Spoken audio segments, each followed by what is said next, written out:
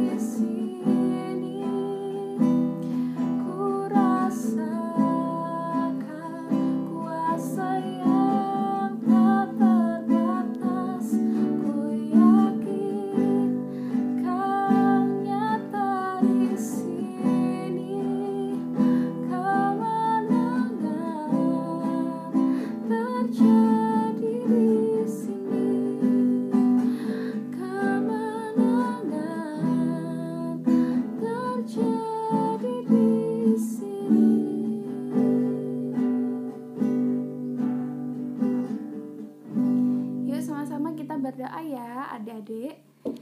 Tutup mata, lipat tangannya, kita berdoa. Tuhan yang baik, terima kasih untuk anugerah yang Tuhan berikan dalam kehidupan kami. Kalau kami boleh kembali memuji, memuliakan Tuhan, semua karena anugerah Tuhan. Kami mau lebih lagi menaikkan pujian untuk Tuhan. Di dalam nama Tuhan Yesus Kristus kami berdoa dan mengucap syukur. Haleluya. Amin. Nah, adik-adik, siapa dari antara kita yang bersuka cita hari ini? Boleh angkat tangannya tinggi-tinggi? Ya, Kak Nindi percaya adik-adik semua yang ada di rumah bersuka cita hari ini. Oleh sebab itu, yuk sama-sama kita mau lebih lagi memuliakan Tuhan. Kita mau pujikan hati yang gembira adalah obat.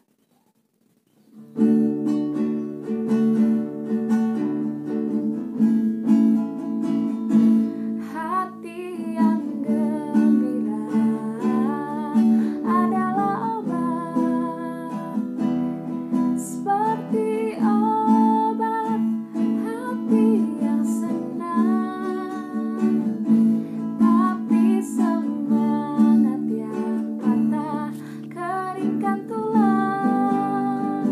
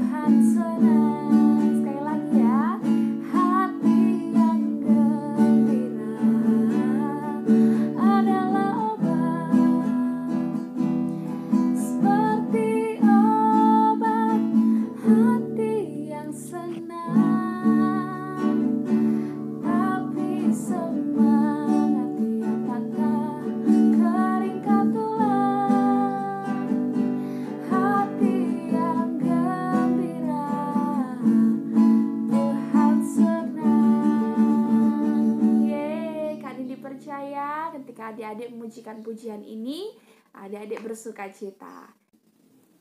Yuk adik-adik, sebelum kita dengarkan firman Tuhan, kita mau pujikan Samuel kecil.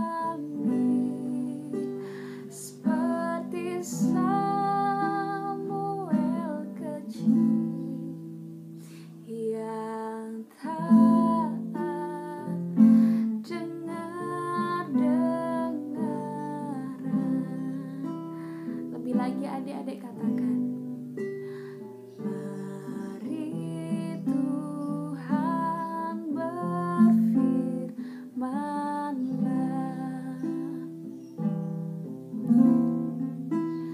hati kami telah siap Kau bentuk, jadi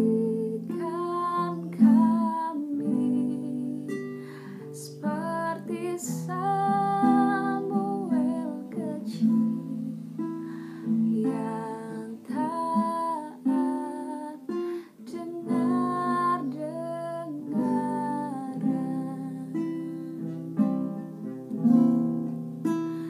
jadikan kami seperti Samuel kecil yang taat dengar-dengaran. Sekali lagi adik-adik, jadikan kami seperti Samuel kecil yang taat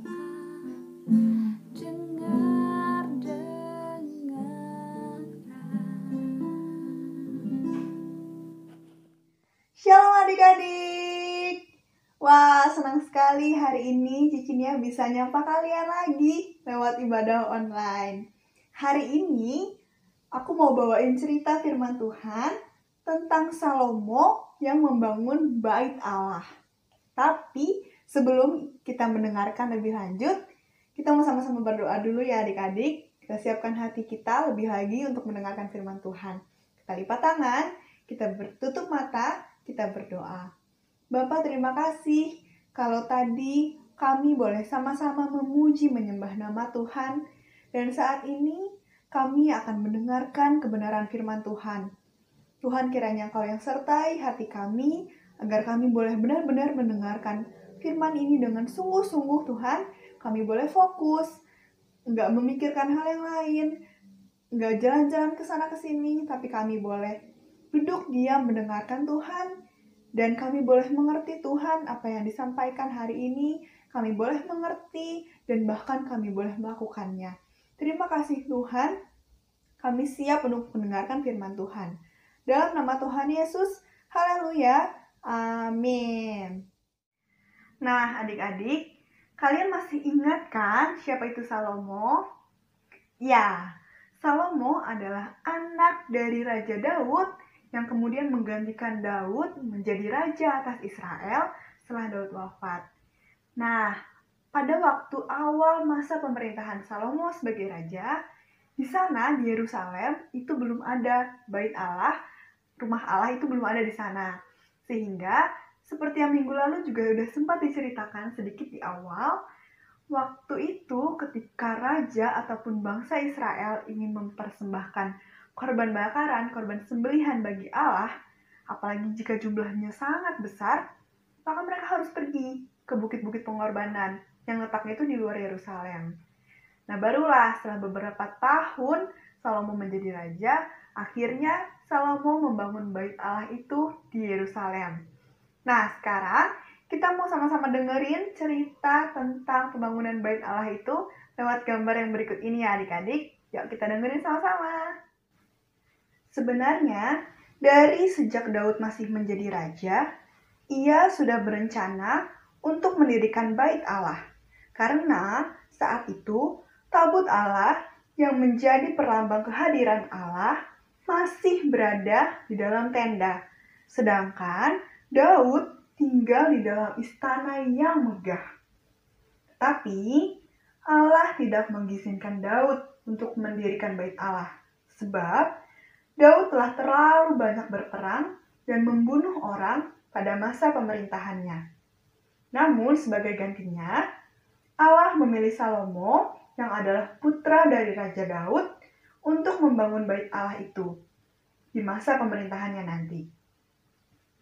Daud pun membantu Salomo untuk menyiapkan sangat banyak hal yang diperlukan untuk pembangunan bait Allah. Sebelum Daud meninggal, ia memberitahukan rencana pembangunan bait Allah tersebut kepada Salomo dan meyakinkan Salomo bahwa Allah akan menyertainya sepanjang masa pembangunan, karena Allah jugalah yang telah memilih Salomo. Setelah Salomo memerintah sebagai raja atas Israel, ia bekerja sama dengan Raja Hiram dari Tirus untuk mempersiapkan rencana pembangunan tersebut. Mereka mengutus puluhan ribu pekerja untuk memotong kayu aras dan kayu sanobar di Libanon, lalu mengirimkannya melalui laut hingga sampai ke dekat Yerusalem. Setelah itu, seluruh kayu tersebut diangkut ke Yerusalem. Selain itu, terdapat juga puluhan ribu pekerja yang menyiapkan batu-batu pahatan di pegunungan. Oleh karena itu, pada saat proses pembangunan bait Allah berlangsung, sudah tidak ada lagi terdengar suara orang-orang yang memotong kayu, memotong besi, memahat batu, dan lain sebagainya, karena semuanya sudah dipersiapkan terlebih dahulu. Bait Allah tersebut sangat besar dan bertingkat-tingkat. Bagian dalam temboknya seluruhnya dilapisi oleh papan yang terbuat dari kayu aras dan diukir dengan gambar kerub. Gambar kerub itu seperti malaikat dan juga gambar pohon korma dan gambar bunga yang bermekaran. Setelah itu, seluruh bangunan tersebut dilapisi dengan emas. Temboknya, lantainya, bahkan hingga seluruh mezbah dan perlengkapan lainnya yang ada dalam ruangan itu, semuanya dilapisi emas. Dan pembangunan bait Allah tersebut sampai benar-benar selesai menghabiskan waktu selama 7 tahun lamanya. Wah, bisa dibayangkan betapa besar dan megahnya bangunan itu sehingga untuk membuatnya saja butuh waktu hingga 7 tahun. Setelah pembangunan selesai dilakukan, maka tabut perjanjian Allah pun diangkut. Dan yang mengangkutnya adalah para imam dan orang-orang Lewi. Diangkut ke dalam bait Allah tersebut. Tabut Allah itu ditaruh di dalam ruang Maha Kudus. Diletakkan di bawah sayap dari 2 patung kerub yang besar yang ada di ruangan itu. Ruang Maha Kudus ini terletak di bagian paling belakang bait Allah dan tidak boleh sembarang orang masuk ke sana. Yang boleh masuk sana hanya para imam yang telah diurapi oleh Allah dan itu pun hanya dalam waktu-waktu yang ditentukan saja, tidak boleh sembarangan. Setelah para imam keluar dari ruang kudus, awan kemuliaan Allah datang dan menutupi bait tersebut. Sehingga para imam tidak dapat melanjutkan aktivitas mereka untuk melaksanakan kebaktian di sana. Setelah itu, Salomo pun menyembah Allah dan memberkati bangsa Israel. karena Allah telah menepati janjinya untuk menyertai Salomo dalam pembangunan bait Allah hingga selesai. Salomo berdiri di hadapan mezbah Tuhan dan memanjatkan doa kepada Allah, meminta kasih dan penyertaan Allah kepada bangsa Israel. Setelah itu, ia beserta dengan seluruh bangsa Israel juga mempersembahkan sangat banyak korban sembelihan kepada Allah, sekaligus untuk mentahbiskan bait Allah tersebut. Nah, adik-adik, dari cerita firman Tuhan yang sudah kita dengarkan tadi, kita bisa sama-sama tahu ya, bahwa Raja Daud dan Raja Salomo itu sangat menghormati Allah yang maha besar dan maha kudus. Karena itu, bait Allah yang dibangun pun juga sangat besar dan megah. Dan bahkan Salomo bilang bahwa sesungguhnya tempat sebesar apapun yang dibangun untuk menjadi bait Allah itu tidak cukup untuk menjadi tempat kediaman Allah di bumi ini. Tapi adik-adik, kita juga sama-sama tahu bahwa pada masa perjanjian lama itu ada keterpisahan yang sangat jelas antara Allah yang maha kudus dengan manusia yang penuh dosa. Maka itu, tadi dikatakan bahwa dalam bait Allah itu ada yang namanya ruang maha kudus. Ruang maha kudus itu adalah tempat di mana tabut Allah yang merupakan lambang kehadiran Allah itu diletakkan.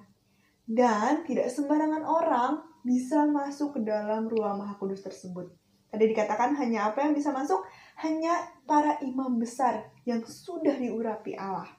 Dan itu pun ada waktunya tertentu. Tetap tidak bisa sembarangan masuk adik-adik. Karena itu jelas sekali ya bagaimana kita manusia yang berdosa terpisah dari Allah yang adalah maha kudus. Tapi sekitar 1000 tahun kemudian kita tahu bahwa ada Tuhan Yesus sebagai juru selamat yang turun ke dunia dan ia menebus dosa-dosa manusia. Sejak saat itu Tuhan menghapus keterpisahan di antara manusia dengan Allah. Dosa yang tadinya mengekang manusia sudah tidak lagi berkuasa dan tidak bisa lagi memisahkan kita dari Allah kita. Sehingga sekarang kita bisa dengan bebas berjumpa dengan Allah, bersekutu dengan Allah, dan kita bisa sama-sama memiliki hubungan pribadi yang dekat dengan Tuhan saat ini. Adik-adik, saat ini juga bait Allah itu dinyatakan di dalam diri kita. Tuhan Yesus membuat bait Allah ada di dalam diri kita. Roh Kudus tinggal di dalam hati kita. Karena itu adik-adik, sebagaimana kita tahu bahwa Roh Kudus adalah Roh Allah yang amat suci dan kudus, juga bait Allah juga adalah kudus, maka kita, diri kita ini sebagai bait Allah, kita harus kudus adik-adik. Kita harus kudus, hidup berkenan kepada Tuhan. Dan lewat hidup kita inilah kita bisa menyatakan, memberikan persembahan kita kepada Tuhan. Lewat puji-pujian kita, lewat penyembahan kita, lewat doa-doa yang kita naikkan, lewat persekutuan kita dengan Tuhan. Sama seperti fungsi bait Allah yang memang ada pada zaman dulu. Sekarang ada di dalam hati kita adik-adik. Jadi kita mau sama-sama hidup kudus ya adik-adik, sama-sama menghargai tubuh kita yang adalah bait Allah dan menghargai roh Allah yang ada di dalam diri kita. Amin. Nah adik-adik, tadi kita sudah mendengarkan cerita firman Tuhan. Dan sekarang kita mau sama-sama baca ayat hafalan untuk minggu depan ya. Yuk, sekarang yang udah siap Alkitabnya, boleh diambil. Terus kita mau buka ayat hafalan kita di kitab 1 Korintus 3 ayat 16. Kita buka ya. 1 Korintus 3 ayat 16. Ya, yang udah ketemu, yuk kita mau baca ayatnya sama-sama ya. 1, 2, 3. Tidak tahukah kamu bahwa kamu adalah bait Allah dan bahwa roh Allah diam di dalam kamu? Kita baca sekali lagi dari ayatnya. 1, 2, 3. 1 Korintus 3 ayat 16. Tidak tahukah kamu bahwa kamu adalah bait Allah dan bahwa Roh Allah diam di dalam kamu. Oke adik-adik, sekarang kita tutup Alkitab kita. Kita mau sama-sama perkatakan ayat ini sekali lagi tanpa membaca. Bisa kan ya? Yuk. 1, 2, 3. 1 Korintus 3 ayat 16. Tidak tahukah kamu bahwa kamu adalah bait Allah dan bahwa Roh Allah diam di dalam kamu? Sekali lagi ya. 1, 2, 3.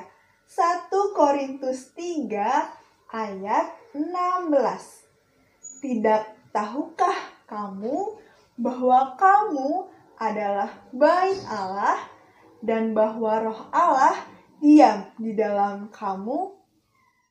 Ya adik-adik, itulah pemberitaan firman Tuhan pada hari ini. Sekarang kita mau menutup ibadah kita hari ini di dalam doa. Kita sama-sama lipat tangan dan tutup mata, kita sama-sama berdoa. Bapa, terima kasih kalau pada hari ini kami boleh kembali mendengarkan sebagian dari cerita firman Tuhan. Tuhan, kami mengerti saat ini bahwa tubuh kami adalah bait Allah yang baru Tuhan. Sudah tidak lagi penuh dengan dosa dan terbatas untuk bertemu dengan Allah. Tapi kami justru menjadi sebuah bait-Mu yang kudus Tuhan, di mana Roh Allah diam di dalam hati kami. Tuhan, tolong kiranya Tuhan, ajar kami dalam hari ke hari, agar kami boleh hidup kudus dan berkenan kepada Engkau, sama seperti Engkau adalah kudus. Ajar kami untuk bisa seperti Raja Daud dan Raja Salomo Tuhan, yang sangat menghormati kehadiran Tuhan, sangat menghormati kebesaran dan kekudusan Tuhan di dalam hidup mereka, dan ingin memberikan yang terbaik bagi Tuhan, memberikan tempat yang terbaik bagi Tuhan. Biarkan kami boleh memberikan hidup kami yang terbaik sebagai bait Allah yang berkenan kepada Tuhan. Terima kasih ya Tuhan. Terima kasih kami boleh sama-sama bersyukur hari ini Tuhan buat ibadah yang boleh berlangsung dengan baik hari ini Tuhan. Kiranya Engkau yang terus sertai kehidupan kami ke depannya, agar kami boleh tetap menjadi anak-anak-Mu yang taat, mau melakukan firman-Mu. Terima kasih Bapa, dalam nama Tuhan Yesus Kristus kami berdoa. Haleluya, amin. Adik-adik, sekarang kita mau menengadahkan tangan kita mau menerima berkat. Kita akan menerima berkat dari Tuhan yang akan disampaikan oleh Bapak Gembala kita, Bapak Pendeta Yusak. Mari anak-anak yang dikasih oleh Tuhan, kita mau akhiri ibadah kita saat ini. Mari arahkan hati, tadahkan tangan kalian, terima berkat Tuhan. Karena itu anak-anak yang dikasih oleh Tuhan, sekarang terimalah berkat, rahmat anugerah dari Allah Bapa kita, cinta kasih sayang penyertaan putranya Tuhan kita Yesus Kristus, dan persekutuan damai dengan Roh Kudus, kiranya terus tinggal menyertai kita sekalian mulai saat ini, sampai Maranatha Tuhan Yesus datang kedua kalinya, bahkan sampai selama-lamanya. Demi nama Tuhan Yesus Kristus kami berdoa, kami terima berkat-Mu dengan penuh rasa syukur. Haleluya. Mari yang percaya sama-sama katakan amin.